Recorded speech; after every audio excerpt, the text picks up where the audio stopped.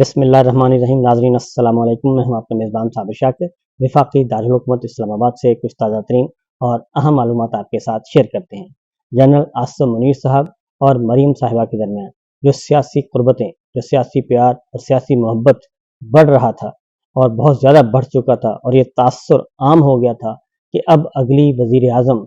جو ہے وہ مریم صاحبہ ہی ہیں۔ دنیا ادھر کی ادھر ہو جائے اور ہماری گل ہو گئی ہے، ساڑی گل ہو گئی ہے اور مریم صاحبہ اگلی وزیر اعظم ہیں، یہ بات شریف فیملی کے اندر سے بھی، نون لیگ کے اندر سے بھی آنا شروع ہو گئی تھی اور یہ باقاعدہ طور پہ اناؤنس کر دیا گیا۔ لیکن آنے والے چند ہفتوں میں آپ یہ دیکھیں گے کہ یہ سیاسی پیار کی کہانی جو ہے وہ اپنے انجام کو پہنچنے والی ہے، اور اس کا انجام بھی انتہائی عبرتناک ہوگا، بالکل اسی طریقے سے جیسے نواز شریف صاحب فوج کے ساتھ، فوجی قیادت کے ساتھ نہیں چل سکے، اسی طریقے سے مریم صاحبہ کا فوج کے ساتھ چلنا ناممکن نظر آ رہا ہے۔ اس کی وجہ یہ ہے کہ جو کچھ خبریں آ رہی ہیں ہمارے پاس،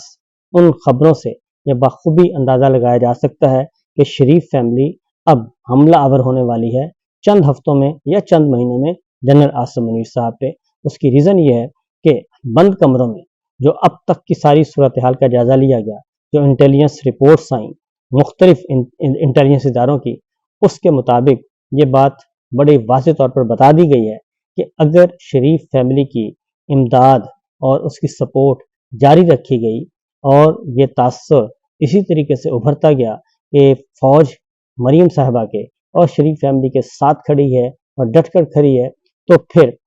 دور دور تک کوئی نظر نہیں آ رہا کہ فوج اور عوام کے درمیان وہ خلیج کم ہو سکے۔ نمبر 1۔ نمبر 2،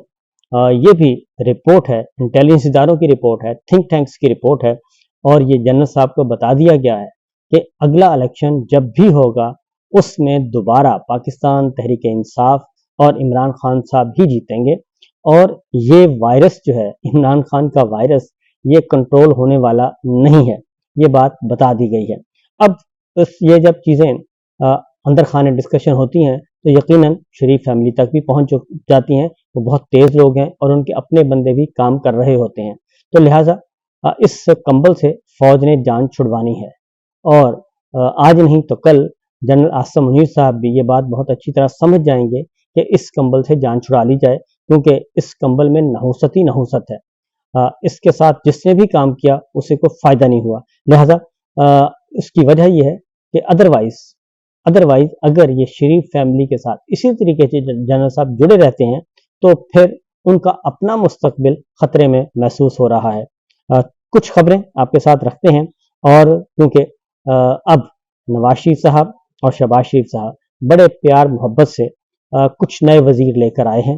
اور ان کے کچھ وزیر ان کے اپنی خواہش کے آئے ہیں، کچھ اسٹیبلشمنٹ کی مرضی کے آئے ہیں، اور اب محسن نقوی صاحب کو کنارے لگانے کی کوشش کی جا رہی ہے، کیونکہ ایک تو چودھری شجاعت صاحب کے ساتھ بھی ہاتھ ہو گیا ہے، اور وزارت مذہبی امور جو ہے وہ چودھری سالک حسین سے لے لی گئی ہے، اور وہ دے دی گئی ہے نواز شریف صاحب کے دست راست سردار یوسف صاحب کو۔ اب وزارت مذہبی امور آپ کو معلوم ہے کہ کافی کماؤ پوت ہے، اہم ترین کماؤ پوت ہے، تو سردار یوسف صاحب پہلے بھی وزیر مذہبی امور رہ چکے ہیں، اور ان کو خاص طور پہ دوبارہ وزارت مذہبی امور دینا اور چودھری سالک حسین صاحب سے وزارت مذہبی امور واپس لینا، یہ از خود ایک سوالیہ نشان ہے۔ اور آخر کیا وجہ بنی؟ کیونکہ میری اطلاع کے مطابق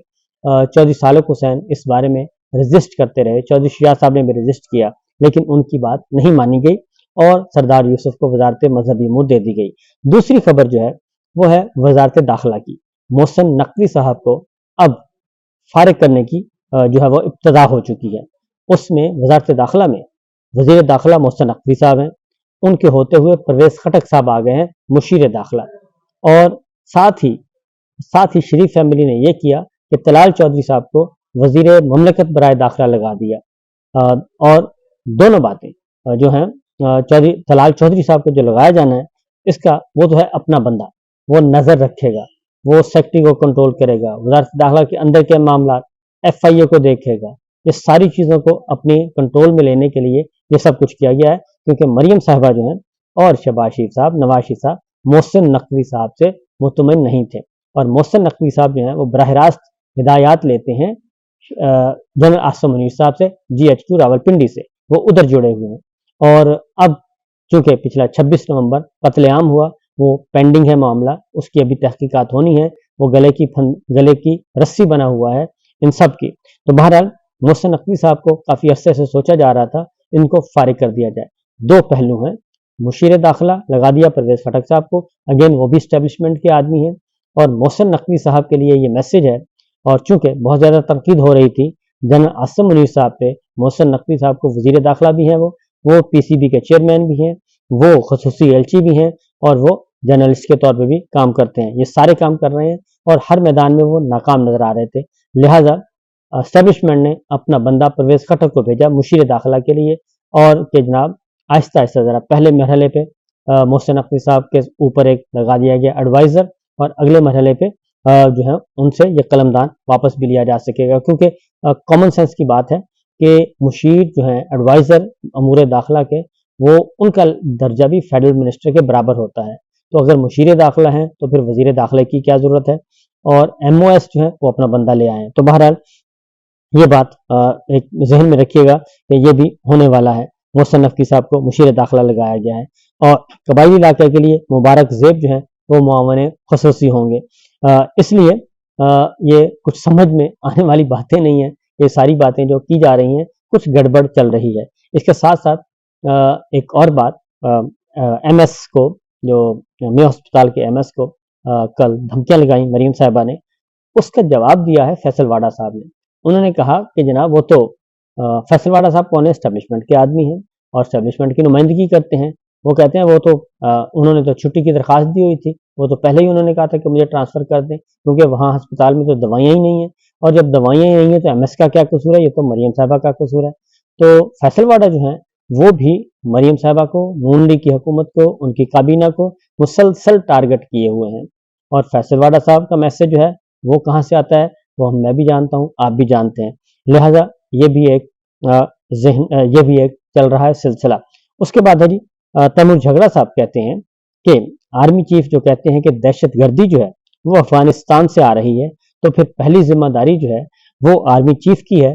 कि वो बॉर्डर को कंट्रोल करें, क्योंकि बॉर्डर कंट्रोल करना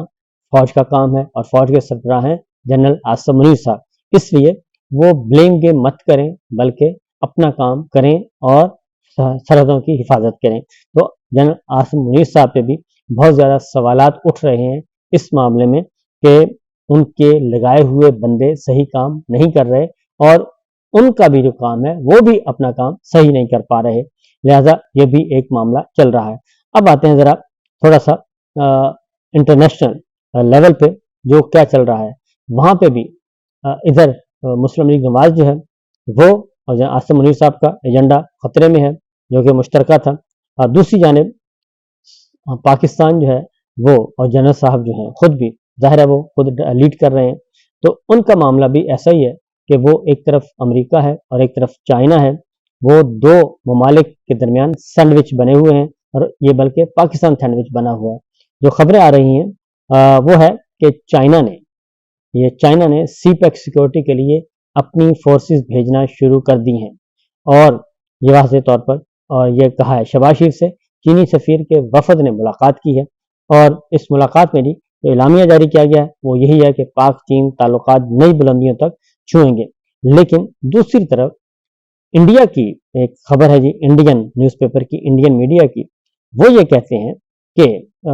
चीनी जरीदा तो पहले ही कह चुका है कि चीन ने पाकिस्तान में अपने वर्कर और CPEC मंसूबों के लिए सिक्योरिटी मांग रहे थे वो कि अपनी पीपल्स लिबरेशन आर्मी जो है वो आएगी, और वो इस्लामाबाद का इंतज़ार कर रहे थे कि हमें बताया जाए। लेकिन अब जो इंडियन मीडिया है वो ये कह रहा है कि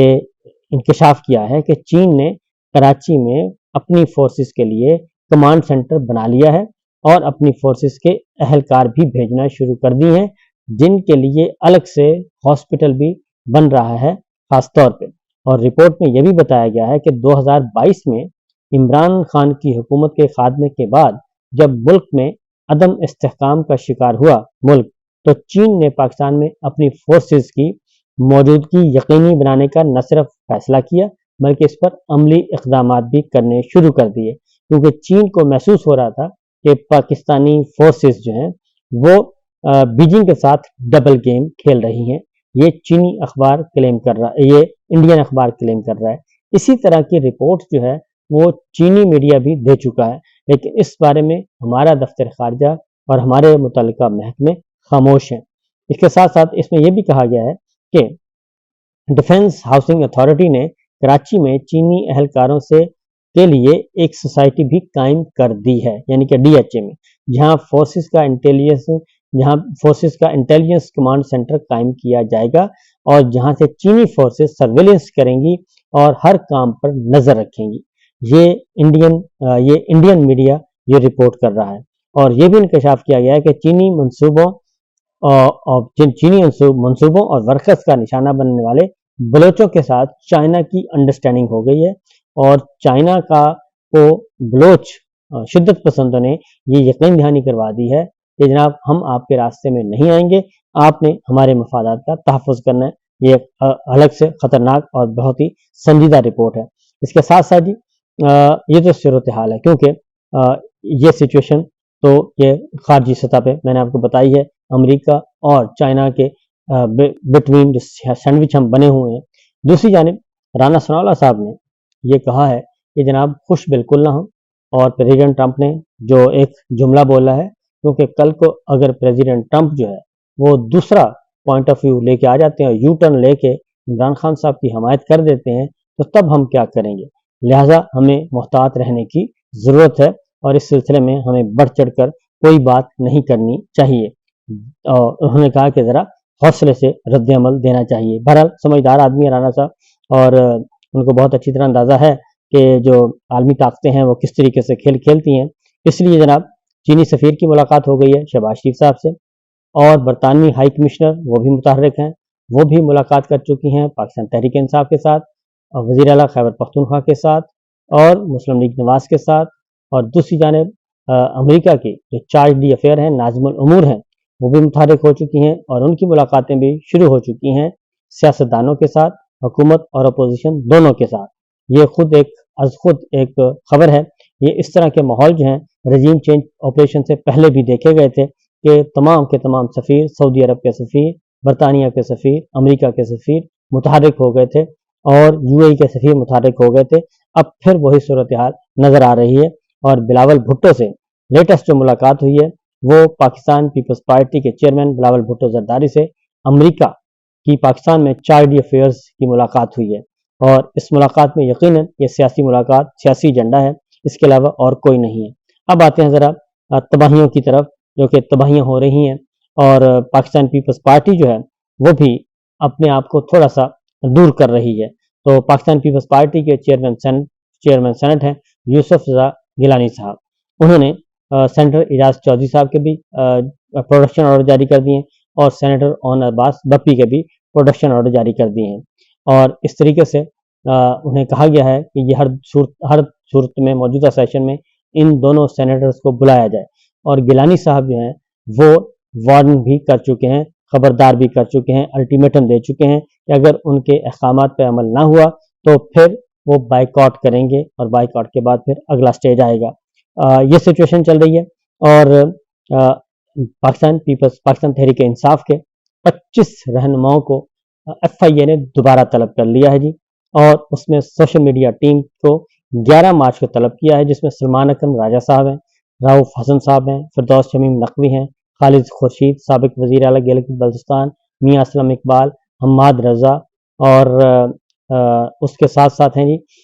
آپ کے اون عباس بپی جو کہ گرفتار ہیں، عالیہ حمزہ ہیں، محمد شہباز شبیر گل، ڈاکٹر شہباز گل ہیں، وقاص اکرم ہیں، کمل شوذب ہیں، تیمور سلیم خان جھگڑا ہیں، اسد کیسر ہیں، شاہ فرمان ہیں، آصف رشید ہیں، زلفی بخاری ہیں۔ یہ گویا کہ پوری کی پوری جماعت کو ہی انہوں نے بلا لیا ہے۔ بیرسٹر گوہر، رؤف حسن اور شاہ فرمان دوبارہ انہوں نے کہا جی کہ پیش کیا جائے ان کو، اور ان سے 5 گھنٹے کی تفتیش پہلے کی جا چکی ہے، اور شاہ فرمان کی سنا ہے کہ تلخی بھی ہوئی ہے، لہٰذا انہوں نے کہا جی کہ دوبارہ سے بلایا جائے گا، اور دوبارہ ہم ان کو انویسٹیگیٹ کریں گے۔ تو چیزیں جو ہیں وہ کشیدگی کی طرف بڑھ رہی ہیں، یہ بات ذہن میں رکھیے گا، کیونکہ معاملات کنٹرول میں نہیں ہیں۔ شہید ارشد شریف صاحب کا قتل کا کیس جو تھا وہ پہنچا ہے اب آئینی بینچ کے سامنے، اور آئینی بینچ بھی کوئی उसने भी राह फरार इख्तियार किया है और शहीद अरशद शरीफ कत्ल केस में किसी किस्म का कोई भी ऑर्डर पास नहीं किया, बल्कि मज़ीद 1 महीने की मोहलत दे के मुकदमे को मुलतवी कर दिया। और जो सवालात उठाए, जो रिपोर्ट हो रहे हैं, वो सवालात बिल्कुल कॉस्मेटिक्स मेजर्स हैं, जबकि हकीकत यह है कि पूछना ये चाहिए कि जो सुप्रीम कोर्ट का लार्जर बेंच पहले ही ऑर्डर कर चुका है, उसके सवालात के जवाब अभी तक क्यों नहीं आए, और अभी तक सुप्रीम कोर्ट में ये रिपोर्ट क्यों नहीं सबमिट की गई, कि क्यों नहीं बताया JIT ने कि शहीद अरशद शरीफ के खिलाफ कत्ल के मुकदमात किसने दर्ज करवाए, उन्हें मुल्क से बाहर भेजने पर किसने मजबूर किया, उनको UAE में कौन लेने गया था, UAE से किसने निकलवाया, और फिर अगली स्टेज आती है कि केनिया में कत्ल। तो पहले तो इन 3-4 सवालों के जवाब होने चाहिए जिनका ताल्लुक पाकिस्तान और पाकिस्तान की अथॉरिटीज़ से, और उसके बाद फिर अगला काम देखना चाहिए, क्योंकि म्यूचुअल लीगल असिस्टेंस का एग्रीमेंट अभी तक साइन नहीं हो सका और 2 साल होने को हैं शहीद अरशद शरीफ को, और सदर ममलिकत ने अभी तक उस पर दस्तखत नहीं किए। तो हर तरफ जो है वो रुकावटें खड़ी की जा रही हैं, और इसका मतलब बड़ा वाज़ेह है कि शहीद अरशद शरीफ साहब के जो कत्ल है उसको छुपाने की, दबाने की कोशिश की जा रही है। फिल वक्त इतना ही, इजाज़त दीजिए, अल्लाह हाफ़िज़।